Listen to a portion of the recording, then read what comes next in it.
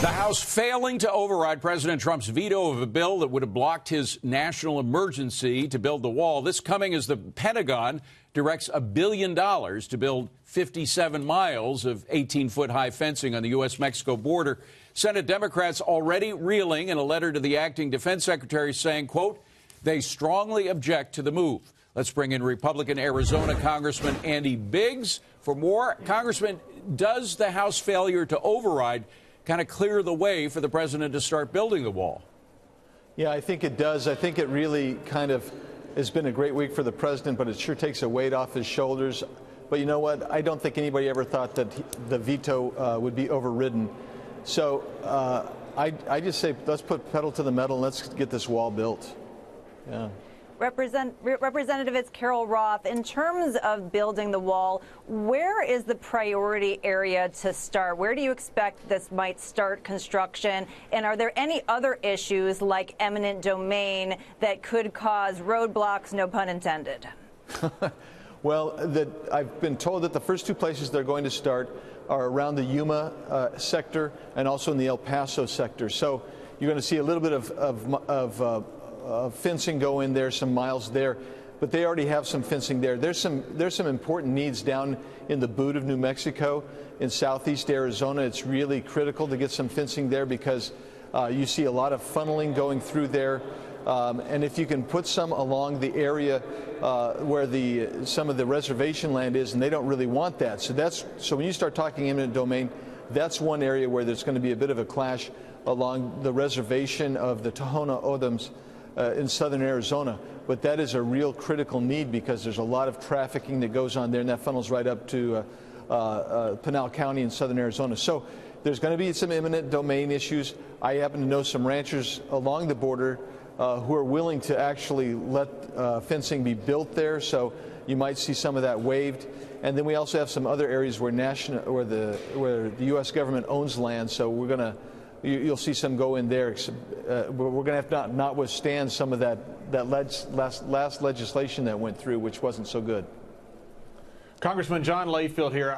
Border security to me is very important. It's a very important piece of the puzzle, but the puzzle is hardly done.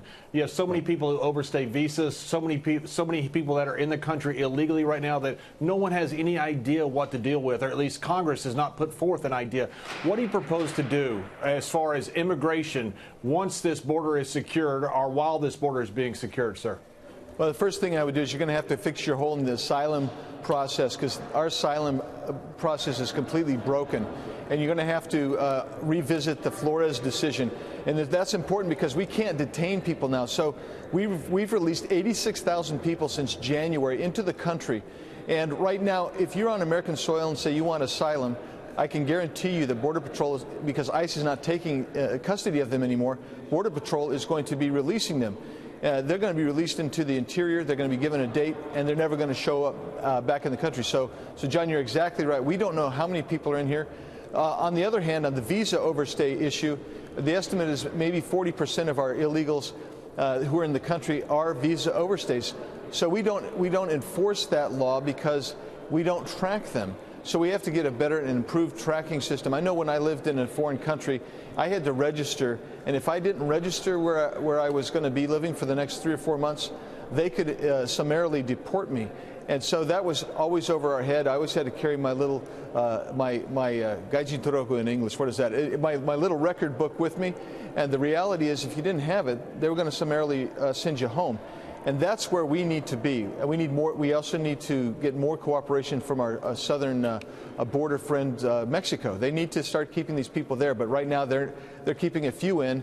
But by and large, if somebody gets on our fence and claims asylum, we have to bring him over the fence and release him into the interior. That can't go on. That has to be stopped. Congressman, it's Robert Wolf. I'm a little confused by the original answer you gave, where the money is now going to be released to build the wall, and we should start and we're now starting to build it. Is that accurate? No, I didn't say the money is now going to be released. The money has been designated today.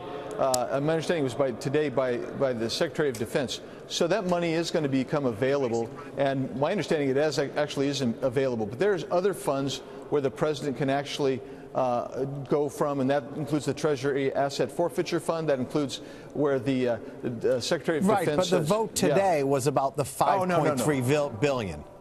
No, the vote today was to override the president's veto of 1 point. Yes, which that's right. So he could get his 5.3. Exactly right. Right. So, but he's not getting the 5.3 today.